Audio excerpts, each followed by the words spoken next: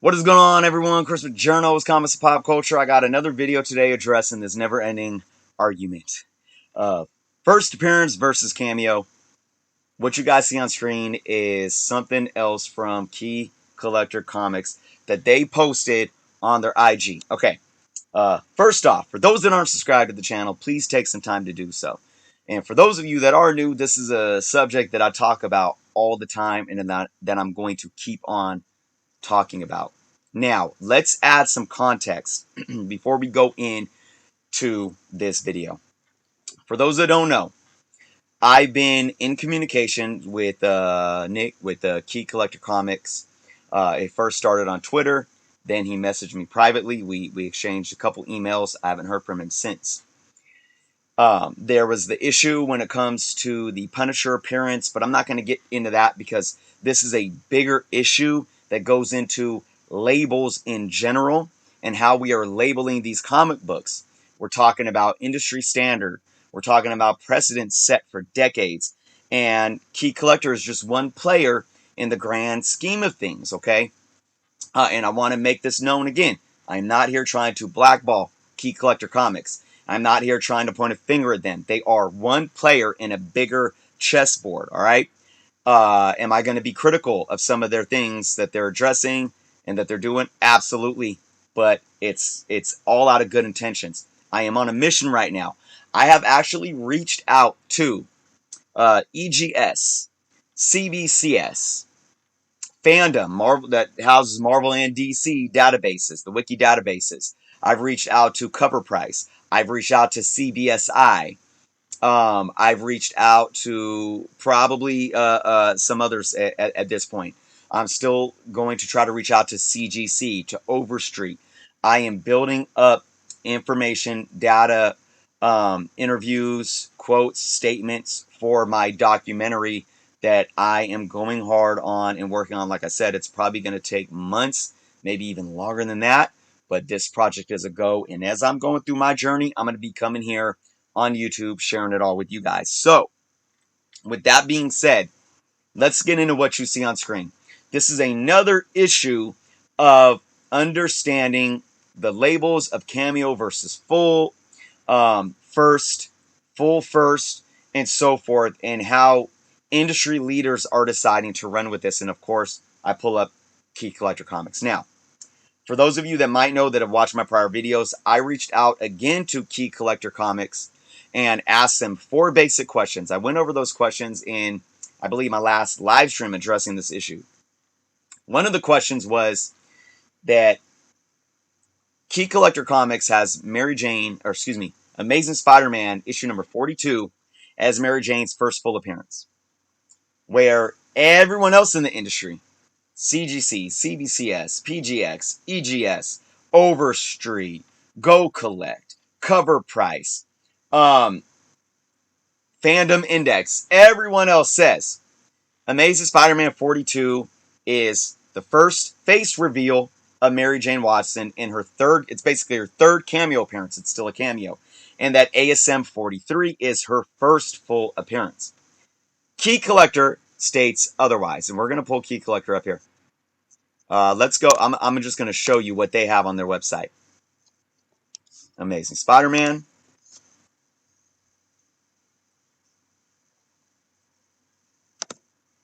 Pull this up. We're going to go into the Amazing Spider-Man Volume 1 series. We're going to go look at what they did for 42 and 43. All right. As some of you may know and some of you may not, just to give context, okay? Look at right here, Amazing Spider-Man 25. First cameo appearance of Mary Jane Watson, faces obscured by a tree. Accurate. Then it's, I believe, what, 38?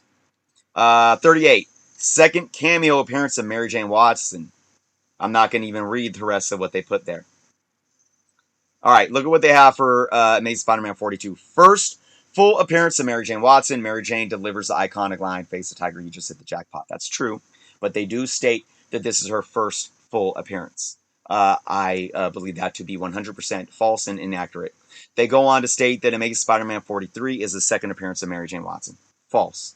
Okay, so let's go back to, actually, before we go back to what they posted on Instagram, I'm going to give you guys some uh, multiple resources here. Check this out. Amazing Spider-Man 42 CGC. Mary Jane Watson's face revealed for the very first time in Cameo on last page. And you go to 43 right here. First full appearance of Mary Jane Watson. Now, I'm telling you, I'm using this as an example to show you guys. CGC isn't the only ones. This is industry standard and precedent across the board. That's Overstreet. I have my Overstreet guide right here. I can pull out, show you guys. 43 is Mary Jane Watson's first full appearance across the board, except for Key Collector. They are deciding to do their own thing solely on their own and state, nope, 42 is, 43 is their second appearance.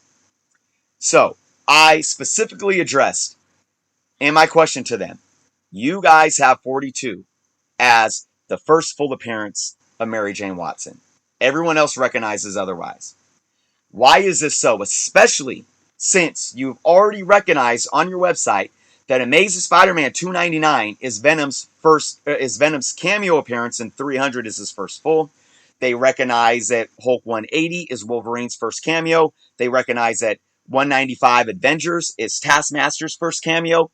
All of those cameos that they recognize as cameos are basically the same setup as Mary Jane Watson and in Amazing Spider-Man 42. She has a line. It's the shock. It's its face reveal, right? And then they have this word bubble and they're like, here I am. Taskmaster, Wolverine, Venom. Venom was extremely similar to Mary Jane Watson's setup too because he had prior cameos before the 299 cameo. 298 was a cameo of Venom. You can have multiple cameos. And then you can have a face reveal that is still a cameo. They're stating otherwise. So I asked them, why are you contradicting yourself? If it has to, even if it's Key Collector's opinion, it has to be one way or the other. According to Key Collector, if Amazing Spider-Man 42 is Mary Jane's first full appearance, then that means ASM 299 is Venom's first full appearance, Hulk 180 is Wolverine's first full appearance, and Avengers 195 is Taskmaster's first full appearance, just to name a few. But they're not. Or you have to do it the other way. If Amazing Spider-Man 299 is Venom's cameo, still a cameo, then Amazing Spider-Man 42 still has to be a cameo according to their terms, or they're contradicting themselves. So let's go into this tweet. And I'm going to have to assume that this is in response to my question. I never received the personal private reply back, but they're going on Instagram. They're addressing this. I do appreciate that to an extent. And I did reply, and I'll show that too. But let's read what they wrote. And as you can see here, Cameo 1 is Amazing Spider-Man 25. Cameo 2 is Amazing Spider-Man 38. Cameo 3, and they put a question mark here because this is Amazing Spider-Man 42. You see her on the last panel. Boom, here it is. She drops a line. That's her third cameo. They're stating that it's not. Okay, let's read into, and there's the cover. Okay, let's read what they said. Recently, the question was asked why Key Collector Comics would go against the market and label the Amazing Spider-Man 42 as Mary Jane's first full appearance, when many other resources consider it a cameo. There are other issues that were questioned as well, many of which can be found under the category comic misconceptions that will be addressed in posts like this because I want to know your opinion on these debates. In fact, a lot of these appearances were refined through conversations and feedback given by other collectors, which is always welcome. And I'm not short on Key Collector. They have added context to some things. They will listen, but when they add context, they merely add context to why, they're different and they're doing something that's countering industry standard or precedent.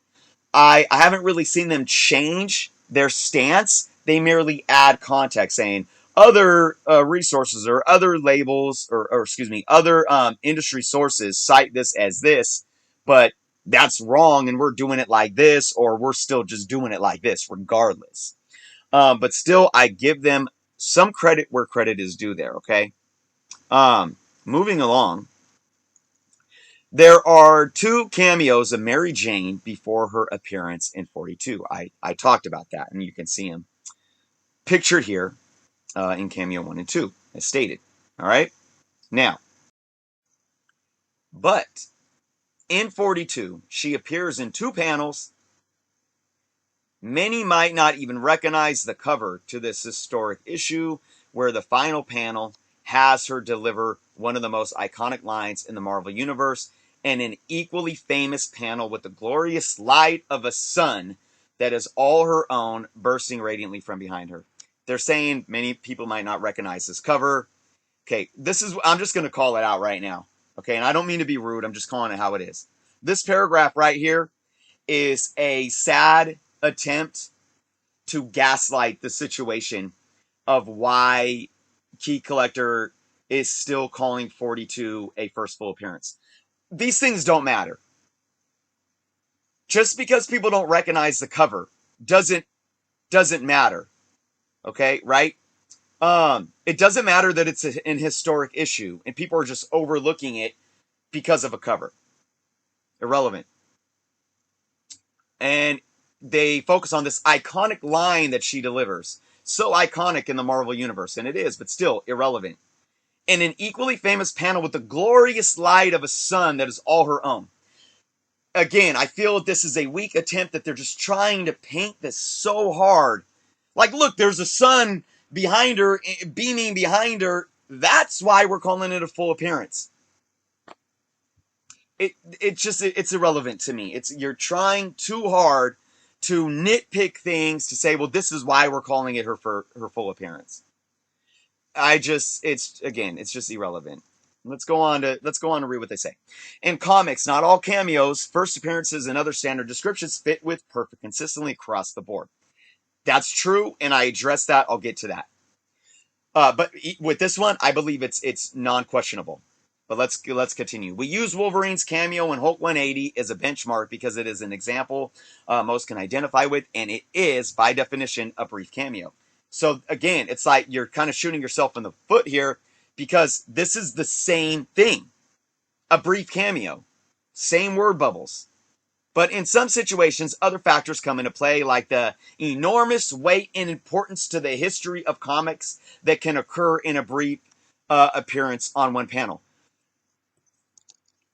Do you think Mary Jane's third overall appearance should be a cameo? Now, I believe what they're trying to say right here, where it says the enormous weight of importance. I mean, there's no more weight of importance here than there is with Wolverine coming on the back page of 180. I'm going to pull it up on screen because I'm going to show you guys exactly what is said. All right. So here we are, guys. Wolverine shows up. He has basically two panels. The first panel is just him talking right down here. All right, you freaks, just hold it. Hulk turns and here he is. Boom. Face reveal. If you really want to tangle with someone, why not try your luck against the Wolverine? I mean, boom. Same thing as face the tiger. You just hit the jackpot. The only difference is that for some reason, that line, you just hit the jackpot, has gotten more notoriety. So, you know, and again, there's no precedent that states, well, because somebody's line ended up becoming more popular, it changes the precedent of what makes a cameo versus a full appearance. Never in history. So that shouldn't dictate the fact that Mary Jane's setup is the same as this. If Key Collector is calling 180 a cameo, Amazing Spider-Man 42 is a cameo of Mary Jane as well. I mean, let us look at Spider-Man Venom. All right, so here we got 299. We're gonna pull this up, and we're gonna go all the way to the back page.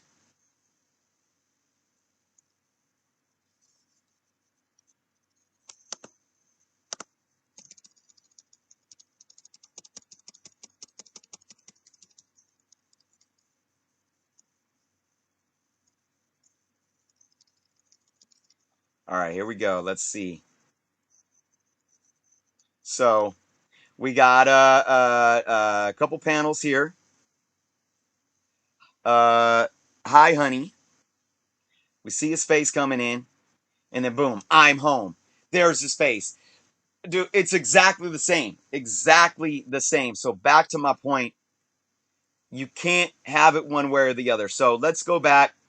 Let's go back into the tweet. Okay. Now let's go down to my comment, and I'm gonna read my comment with you guys. All right. So here we go. Right here.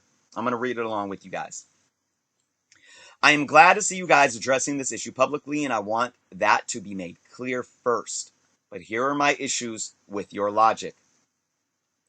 One, there is no precedent that can be presented as evidence to my knowledge that says a famous line would be enough to change the precedent of a cameo into a full. Just like someone said in another comment, Venom's build up with his cameo in 298 and then his full reveal in 299, which is his second cameo, is almost identical even in his line that he delivered. Just because MJ's line is more known does not change the type of appearance this is.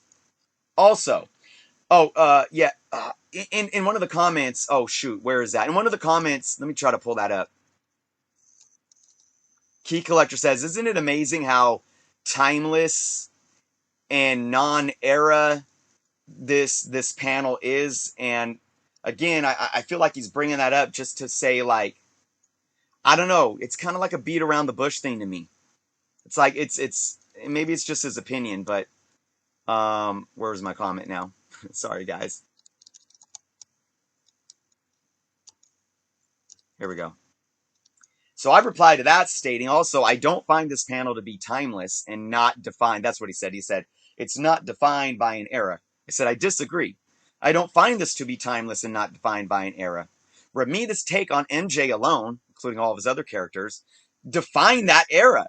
So much so that his ASM successor Gil Kane, drew these characters almost identical to Ramita. But regardless of our personal opinions on if the panel is timeless or not, this still is more of a misdirection from the fact that it doesn't change the label of this cameo into a full. Lastly, I appreciate you wanting to poll your fans and your audience, but ultimately, our replies don't matter. What your followers think shouldn't change KCC's mind on how to label this book. First off, most are going to agree with you with what you have already documented because they are going to be biased because they use your app. Secondly, I am concerned that you feel that an Instagram poll would be more valid of a polling source to define fact rather than industry precedent of multiple decades. This is my 2 cents. You are right about one thing. There still isn't perfect consistency across the board.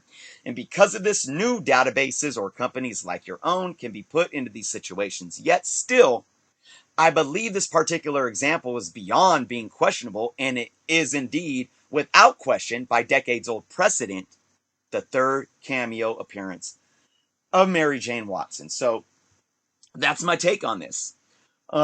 Basically, I think I stated it pretty clearly.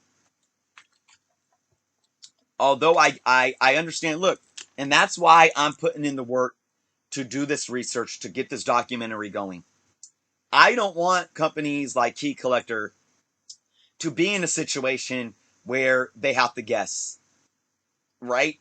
We need more consistency across the board, and that's one area where I'll give it to them. But still, I think for this particular comic book and character, it's a cop out because regardless of consistency across the board, this speaks for itself in terms of the consistency that they label all their other Cameo books on their own app.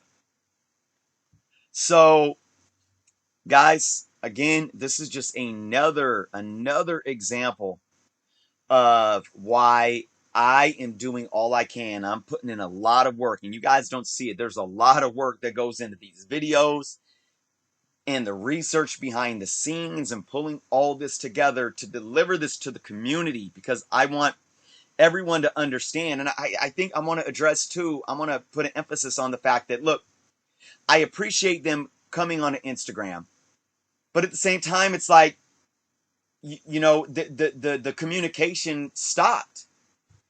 And I feel like, you know, and again, I'll say this, I'm nobody. Who am I, right? I mean, but yet I am someone. just like there's someone, and I'm not on that level. But I feel like the dialogue should have continued. I feel like I still appreciate him coming on to Instagram and doing this, but what is polling your fans gonna do? It's like you're continually going against precedent and industry standard on obvious issues, in my opinion, and you're polling your fans in a way to where it's like you're already in your comments, you're already having this rhetoric that is warping what your fans are going to respond with. I mean, and again, that's how I read into this. I read in this as kind of a gaslighting situation where it's like, well, the sun beaming behind him, and isn't it so? And it's such a meaningful quote. So it's like you're putting that into people's heads to say, oh, yeah, I'll just call it what you call it. It's their fault. And if you look in a lot of the comments, that's what they're doing. They're like, yeah, I'll just consider it hurtful. That doesn't hold any weight. At the end of the day, I've said this a million times and I'll say it again. What you or I or any of these fans believe doesn't matter. We don't set precedent. We merely speak our opinions. And yes, our opinions can influence precedent, but we don't set it. So it's almost like I feel this is a bit what's the word? Self-centered in a way, because it's merely justifying. They're communicating this in a way that is justifying their reasoning to go against precedent and industry standard. That's how I see it. Now, I'm not saying that was Nick or Key Collector Comics' intent. I don't know their intent. I don't have that communication with them. I tried, but I have to read into it. I have to read into it. But maybe their intent is still from good intentions. I don't know. But we need to keep the dialogue open. I encourage key collectors to keep communicating with myself and with other industry heads that are more important than me, and keep questioning their own rationale and reasoning behind how they're coining these labels.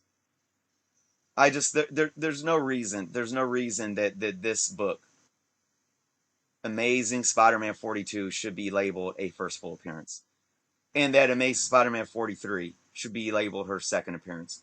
Nobody's saying it except for Key Collector. So I'm going to leave it at that, guys. Like I said, this is just one example.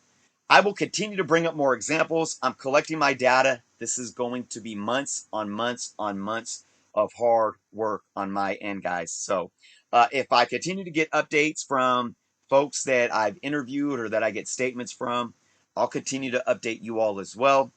But again, hey, let me know your thoughts in the comments below, guys. Yeah, I'm open to everybody's points of views, but like I said, I will stand firm and I will challenge anyone that feels like this is inaccurate. I have to play lawyer and detective right now, and that's what I'm doing. And I'm doing it for the sake of transparency, to where everyone in this industry, from fans, collectors to industry heads, are all on the same page. So with that being said, guys, thank you so much for watching. Please subscribe if you haven't done so yet. Be well, and until next time.